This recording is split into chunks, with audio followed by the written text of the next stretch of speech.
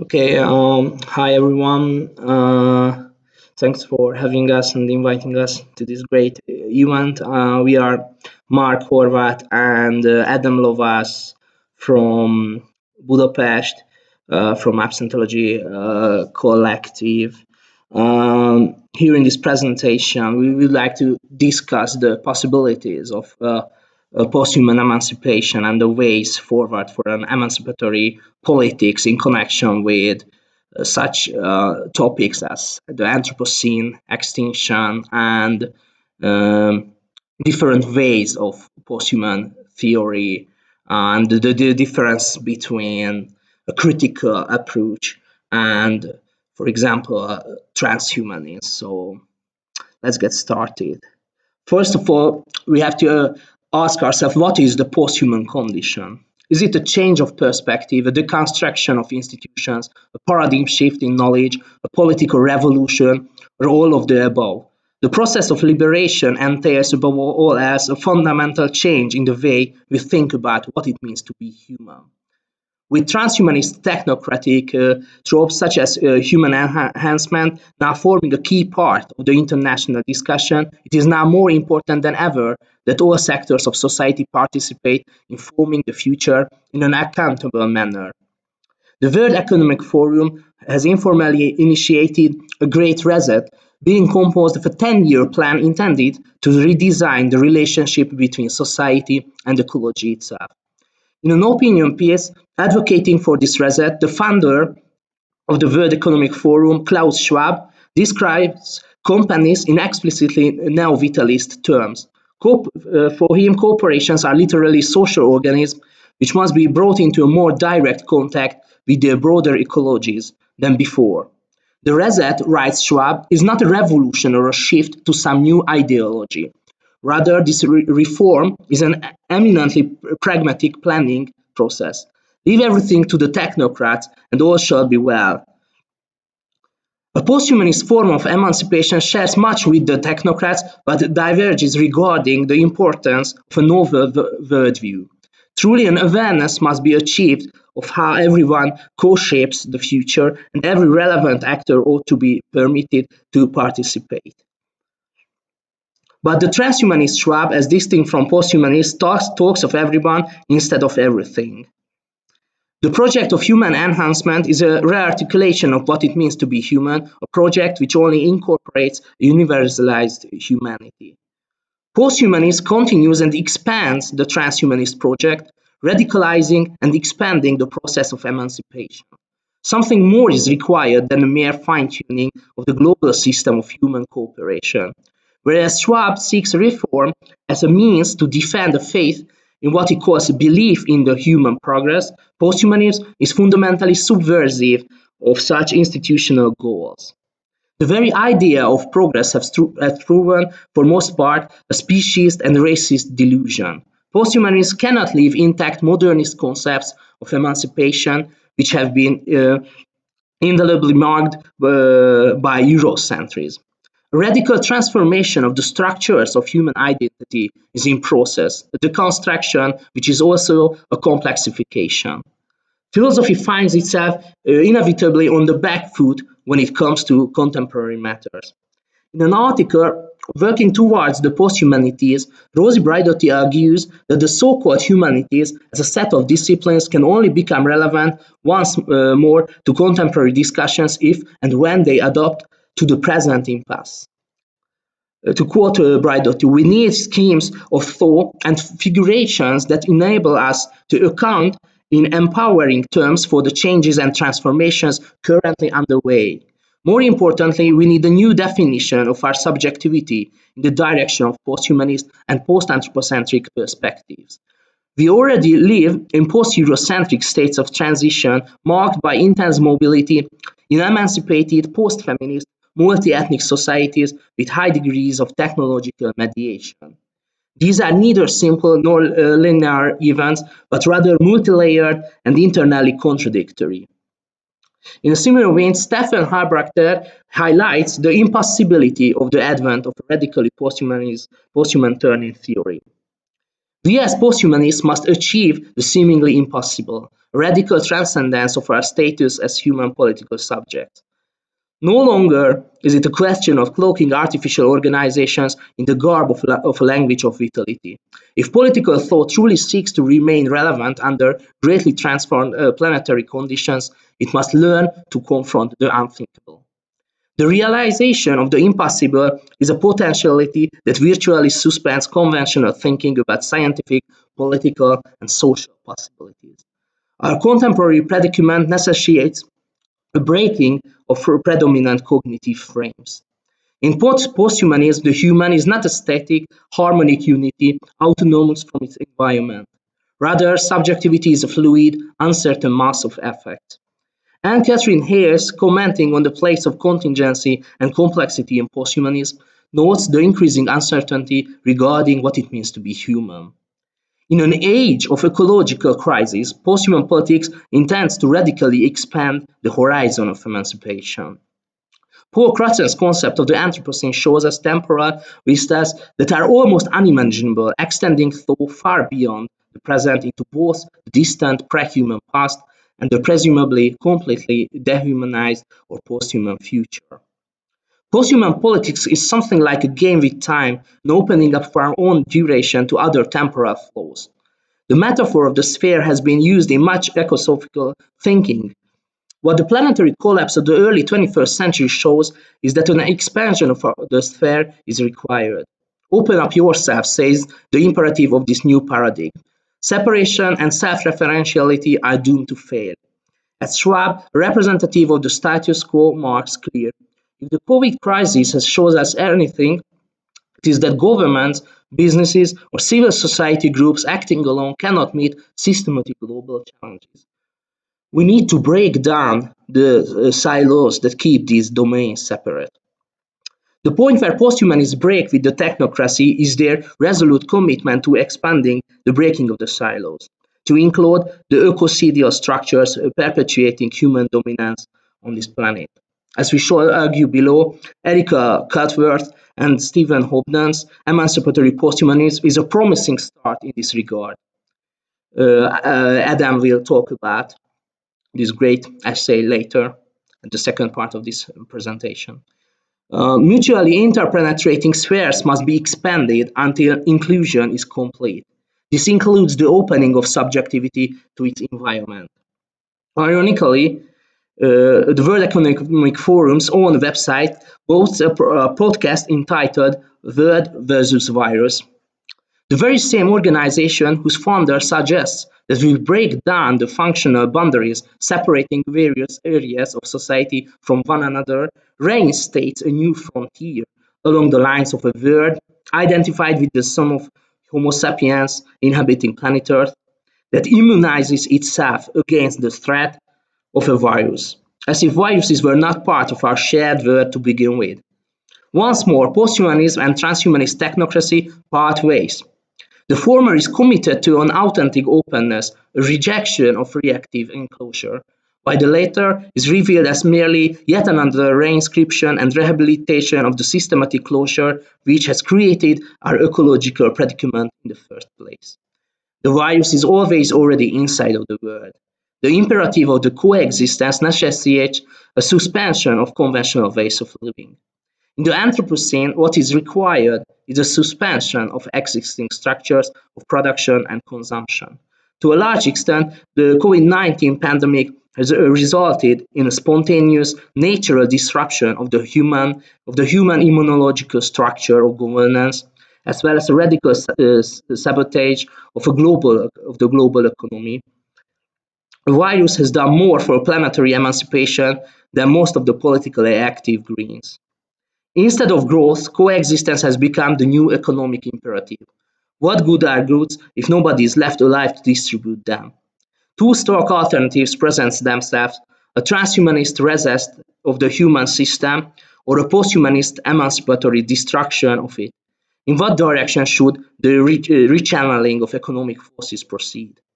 The meltdown of the Earth system shows that to a great extent our ecocidial society is decomposing itself at an accelerating speed. What makes the articulation of an explicitly political alternative rather difficult is the sheer scale of the temporalities in play. If things go south, so to speak, the consequences will linger on for perhaps millions of years. The posthuman condition is above all else a challenge to the thematic continuity of political thought. It introduces a discontinuity which forces the human subject to confront its own dissolution and its own limits.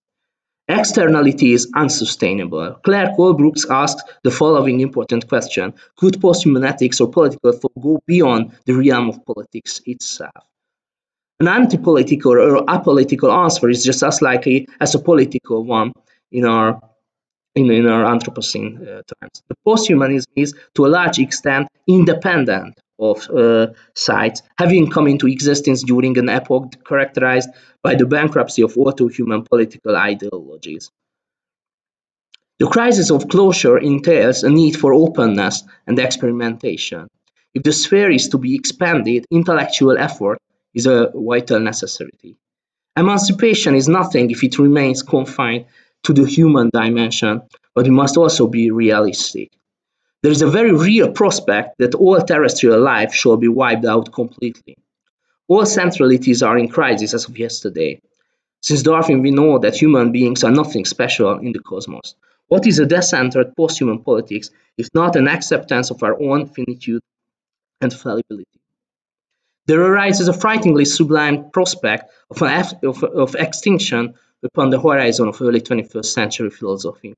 Even some authors, otherwise favorably predisposed to the advocacy of technocratic solutions, admit the possibility that governance as such could very well fail in the face of ecological collapse.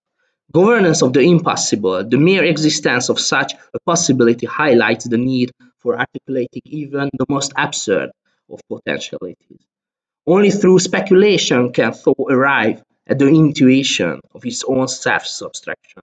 The concept of extinction is as much a general misanthropology as a warning regarding the fate of absent species. Posthuman emancipation is beshadowed by the horror of disappearance. We are compelled in an ethical sense to remain open to an authentically posthuman heterogeneity situated outside the dimension of modernity and its ideologies. Even the existing format of subjectivity is open to contestation, a circumstance which advocates of human enhancement are still unwilling to admit. Through the disruption of exclusionary practices, a de-anthropomorphized speculative political community comes into being, whose content is provided by the always open process of emancipation.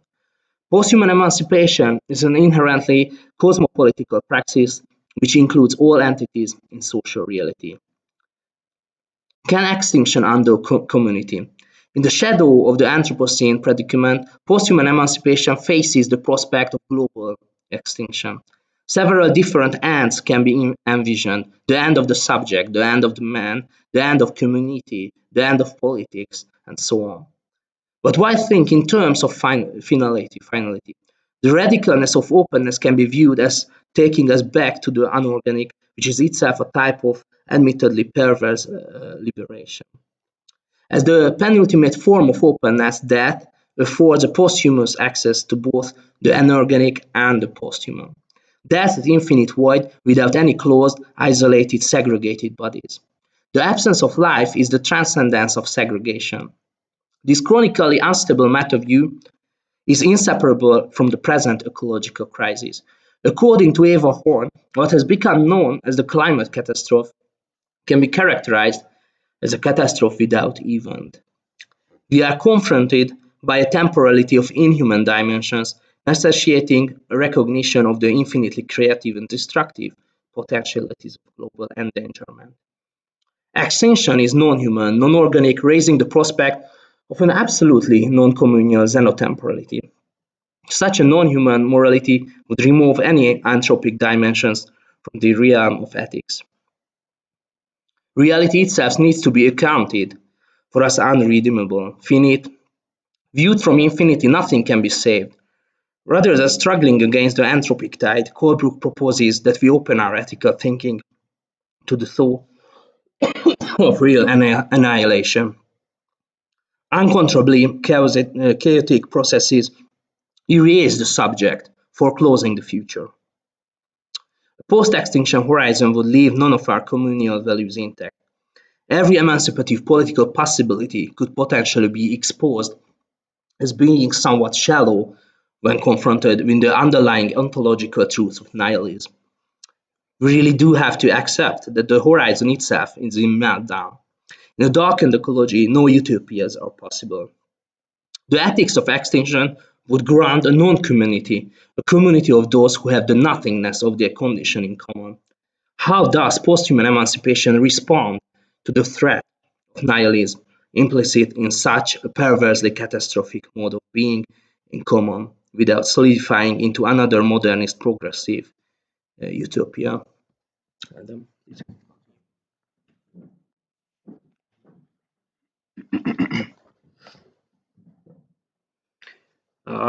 My name is Adam Lovasz, and thank you for the invitation.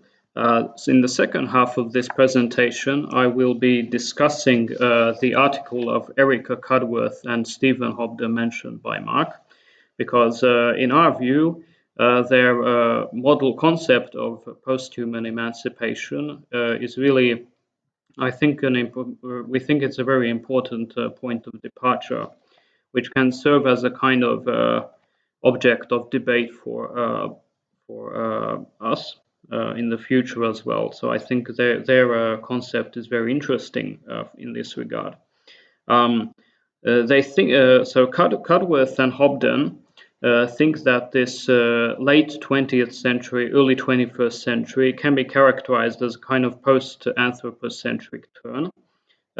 Characterized by both posthumanism and new materialism. They really view both of these directions as sort of the same, or at least tending in the same direction. They don't say that posthumanism is new materialism, but they do think that there are lots of points of commonality. So for, what is new materialism? They believe that both new materialists and posthumanists think that matter and non-human entities in general shouldn't be thought of as passive, submissive things, which don't have any independent existence from humans. They think that all other kinds of objects also have a kind of agency, which politics should take into account.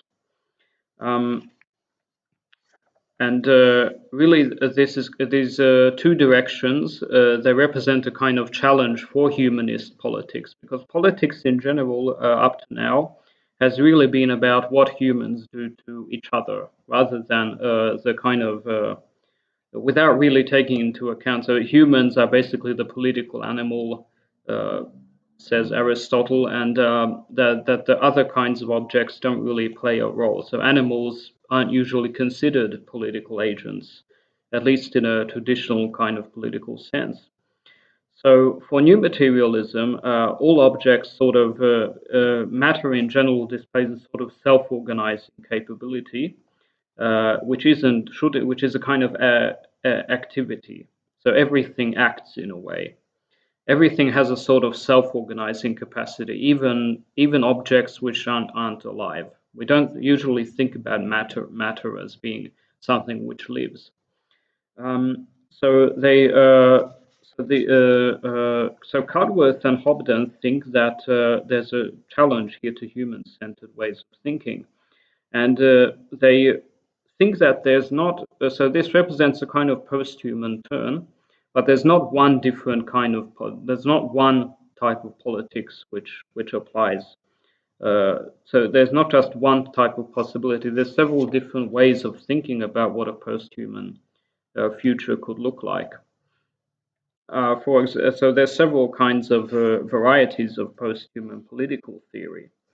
What they all have in common is basically their rejection of human exceptionalism. So we aren't the center of the universe. We're not really all that special if we look at things as a whole. Humans shouldn't be the center of politics. And really what matters for new materialists, such as, for example, James Bennett, who these authors quote, is the kind of shared materiality of all things. However, there are several different points of contention, which I don't think we have the time to go into. Another example would be Bruno Latour and his actor network theory, which basically says that all objects have a kind of activity. They all act in a way. So an object, we can call an object an actant. That's Bruno Latour's expression. And that agency in general is, at least according to Latour and James Bennett as well, it's distributed. So agency is not just humans doing stuff. Everything does something, basically, in a way. And if we think about agency in this way, this represents really a challenge for politics, which has to be addressed. We can't continue doing politics the way we've done so far. So this represents a challenge for a concept of political action. And so Cudworth and Hobden think that we should really have a kind of complex, they call it complex ecologism. But what does this mean? So in a real sense, they think that we have to differentiate between three different types of agency. So it's not enough to say that everything is acting, everything is a part of society in the same way. Cudworth and Hobden think that there's very important differences between different existing things. For example, there's reproductive agency, which means that it's the way things are basically made. Transformative agency, when actually some agents will struggle to change something. And affective agency, which is basically the kind of, it represents the difference between something which lives and is non-living. So that agency is not really the same in every regard for every different creature. For every different existent. So we have to differentiate agency, and this brings into play the kind of the concept of power, because not every agent has the same degree of power in reality. And basically, Cudworth and Hobden argue that existing forms of emancipatory politics and progressive politics are not really up to the task of articulating a new post-human type of politics. They think that we need an entirely new form of politics to deal with this issue. And they deal with the various types of post-humanism which we could imagine. They reject the kind of critiques of new materialism. There's mainly Marxist authors who think that these post-human ways of thinking about society, it's sort of, they don't, post-humanists don't deal enough with power and capital and social oppression and all this. And Cudworth and Hobden think that this is a kind of, they think that you can have your cake and eat it too. So you can deal with social power and social oppression and injustice, while also trying to maintain a kind of broader ontological view. So you don't ignore non-human animals and plants and everything just because you sometimes think about the difference between the bourgeoisie and the proletariat or whatever. So it's not an either-or issue for Cudworth and Hobden. I think this is a very important point, that the kind of, if you try to transform things among human subjects, it doesn't have to exclude dealing with everything, all the other major problems which are which affect us as well. So the state of the planet is not something which can be dealt with exclusively through social means or social transformation. What's very important, they say that there's several different possibilities for posthumanism. So it's not a left wing or a right wing or a centrist thing. There's all different shades of posthumanism.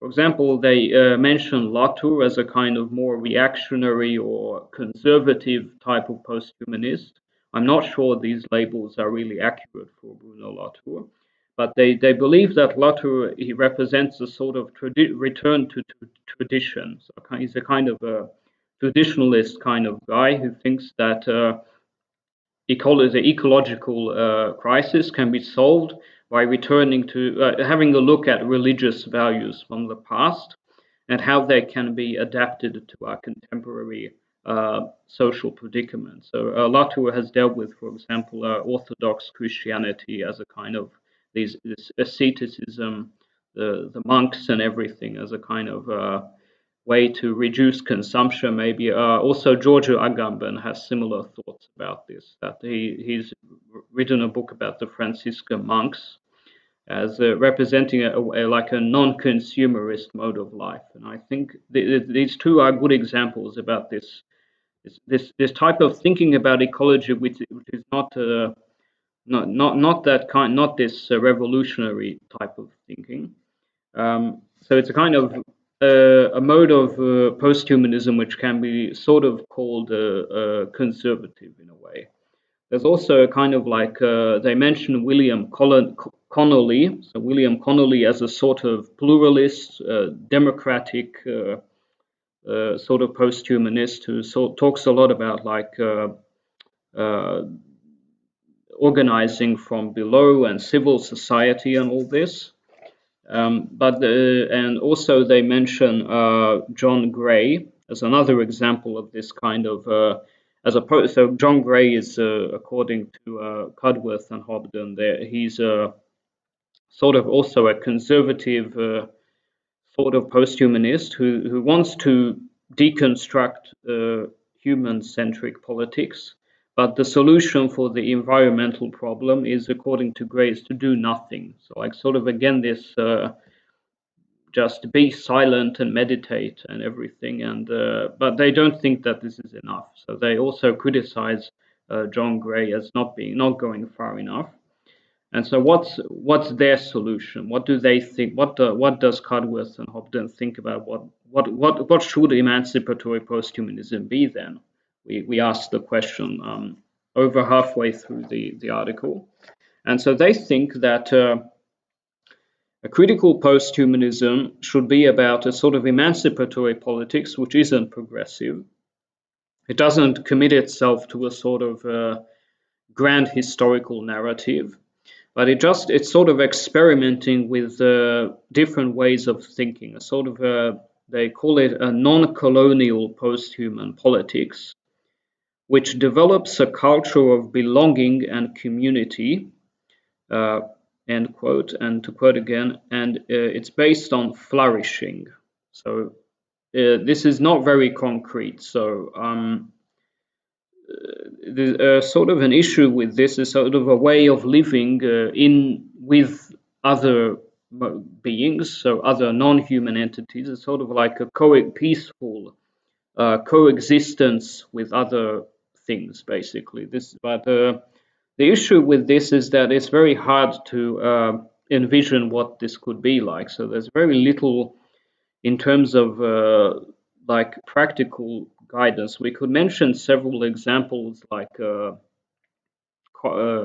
communes where, I don't know, humans live with animals or something like that, but they don't give any examples of what emancipatory posthumanism is. We read a lot about what isn't this. So they don't want a kind of Marxist approach. They're not conservative. They want this kind of other way of doing things, which is like a sort of a more critical posthumanism, which isn't progressive. But this doesn't tell us enough about what it should be. So this is a kind of a possible criticism against emancipatory posthumanism, that it's not concrete enough. We don't get any information basically about what this kind of society would look like, other than the human has been decentered. But what does this mean in practice? It's very hard to envision what this could be, actually. What would a country look like which follows this? So for me, this is one of the issues with this.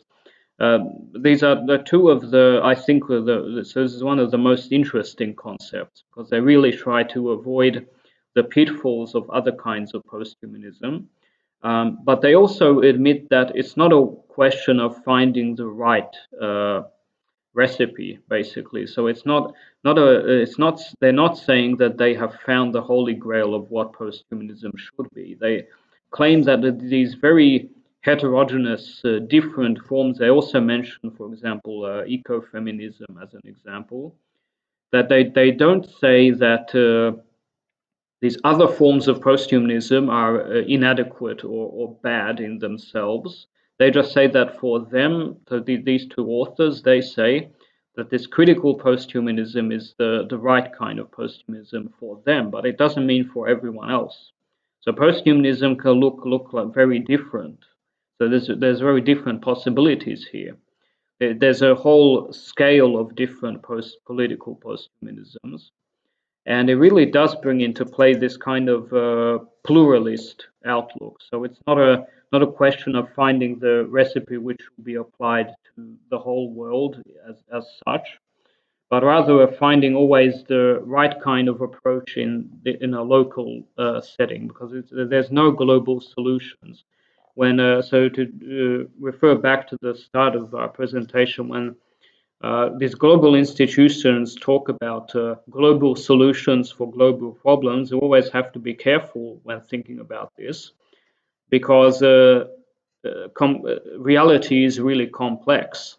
So it doesn't mean that there's so many different layers of causality, and matter is so complex. Natural processes are so complicated. Really there's not one type of solution really.